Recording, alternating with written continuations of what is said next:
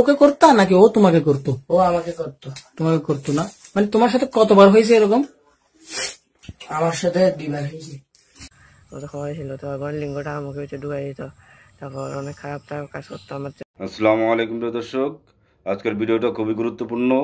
Video শেষে গুরুত্বপূর্ণ আলোচনা করা হবে। চলুন সরাসরি ভিডিওতে।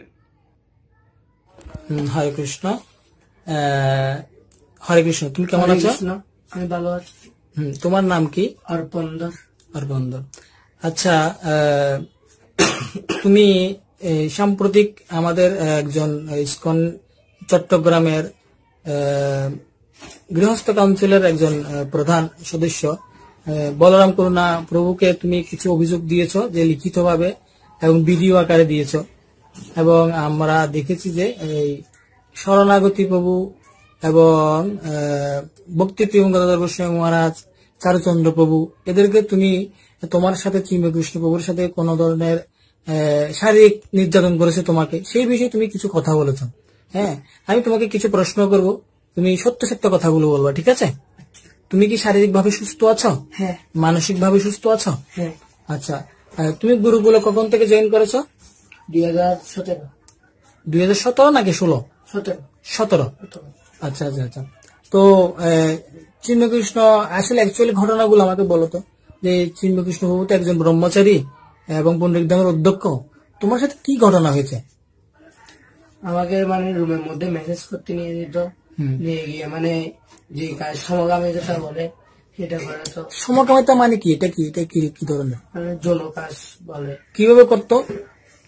বলতো যে এদিকে এটা চুমুনে এরকম। তোমাকে কি, তোমার সাথে কি এই, অর্থাৎ আমি তোমাকে সরাসরি বলি, যেহেতু তোমার বয়স কত এখন? 16 বছর। হ্যাঁ, তো তোমার সাথে প্রথমে কখন, একদম প্রথম কোন দিন বা কত মাস আগে এই ঘটনাটা ঘটেছে? 2 মাস আগে। মানে পুনরুদ্ধাম থেকে বের হওয়ার 2 মাস আগে। হ্যাঁ। উনি কিভাবে ডাকতো তোমাকে? কখন, বা রাত্রে ডাকতো নাকি দিনে ডাকতো? রাত্রে ডাকতো। রাত কয়টা বাজে? ধরেন 9টা, 9:30। 9টা, 9:30 বাজে। হ্যাঁ, ডেকে তোমাকে কি বলতো প্রথমে? বলতো মানে মেসেজ করতে বলতো। কিরকম ভাবে মেসেজ করতা? হাত পা গুলো মেসেজ করতাম করে, তারপর বলতো যে উনার পরনে কি থাকতো? গামছা থাকতো। তোমার পরনে কি থাকতো? আমার পরনে কাপড় ছিল, ধুতি কাপড়, অর্থাৎ এই তোমাদের গুরুগুলোর ড্রেসটা থাকতো। আচ্ছা আচ্ছা। তো তখন তোমাকে কিভাবে মেসেজ করতে বলতো? না এমনি বলতো, হাত পা গুলো যেগুলো কামড়াচ্ছে ম্যারেজ করতে বলতো। তারপর বলতো যে এদিকে হলে আমার এই ধরে শপথ কর বলতো। কি ধরে? শপথ করে কি বলতো? শপথ করে কি বলতো? হতে আমার সাথে এগুলো করতে হতো, এগুলো কাউকে বলবি না। এগুলো মানে কোনগুলো? কি করতো? মানে যে খারাপ কাজগুলো করতো সেগুলো কাউকে যেন না বলতো। আচ্ছা আচ্ছা। খারাপ কাজগুলো কি তুমি কি ওকে করতা নাকি ও তোমাকে করতো? ও আমাকে করতো। তোমাকে করতো না? মানে তোমার সাথে কতবার হয়েছে এরকম? আমার সাথে 2 বার হয়েছে। 2 বার হয়েছে না? আচ্ছা, যদি তোমাকে যদি উপর থেকে বলা হয় যে এই শারীরিক সম্পর্কটা করলে ডিএনএ টেস্ট দিতে হয় যা প্রমাণ স্বরূপ, হ্যাঁ, তুমি কি ডিএনএ টেস্ট দিতে প্রস্তুত আছো? হ্যাঁ। আচ্ছা আচ্ছা, ঠিক আছে। আরেকটা বিষয় হচ্ছে, এখন তুমি বলবা যে কখনো তুমি কি ওকে করেছো, বা তোমার জননেন্দ্রিয়ের মধ্যে মানে অর্থাৎ ধরেছে কখনো ও? হ্যাঁ হ্যাঁ হ্যাঁ হ্যাঁ। আচ্ছা ঠিক আছে। আচ্ছা, তোমার সাথে এই যে এই অবৈধ কর্মগুলো ঘটেছে, তুমি কি আর স্থানীয় কোনো ভক্তদেরকে জানিয়েছ? হ্যাঁ, আমি জানিয়েছিলাম তিরুপতি প্রভুকে। আচ্ছা আচ্ছা আচ্ছা, তিরুপতি প্রভুকে জানিয়েছ, অর্থাৎ তিরুপতি প্রভু তখন পুণ্যধামে ছিল। ধামে ছিল তখন তিরুপতি প্রভু কি বলেছে তোমাদেরকে? বলছে এগুলো আমি জানি না, আমি এরকম শুনি না শুনি না। তারপর অনেকদিন ধরে এরকম বলতেছে উনি আমাকে বলতে সত্যি এগুলো কিভাবে জানাচ্ছে। আমি একবার মানে শিরোধারে কথা বলতেছে একটু মধ্যে শুনেছিলাম। আচ্ছা আচ্ছা। পরবর্তীতে তোমরা কোথায় গিয়েছো? রংপুর চলে গিয়েছো। মহারাজকে সমস্ত কিছু বলেছো? হ্যাঁ। আমাকে যে কথাটা বলছো সেম কথাটা কি মহারাজকে বলেছো? হ্যাঁ। ওনারা কি কোন ধরনের চিন্ময়কৃষ্ণ প্রভুর বিরুদ্ধে স্টেপ নিবে এরকম আশ্বাস দিয়েছে তোমাকে? এরকম বলেনি, বলতো এগুলো খারাপ কথাগুলো বাদ দাও এরকম বলছিল মহারাজ। আচ্ছা আচ্ছা আচ্ছা, অর্থাৎ তোমাকে তো কোনো ধরনের আশ্বাস দেয়নি।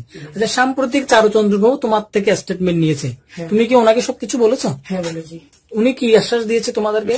উনি কিছু বলেনি তেমন, উনি বলতে পরে দেখা যাবে, এরপর আরো অনেকজনকে ডেকেছে, ডেকে এরপর আচ্ছা আচ্ছা আচ্ছা, ঠিক আছে। এখন তোমার সাথে যে চিন্ময়কৃষ্ণ প্রভু শারীরিক সম্পর্ক এবং তোমাকে অনেক নির্যাতন করেছে, বলাৎকার যাকে বলা হয়, যেটাকে সমকামিতা বলা হয়, হ্যাঁ, তো এগুলোর কি তুমি কি বিচার চাও? হ্যাঁ।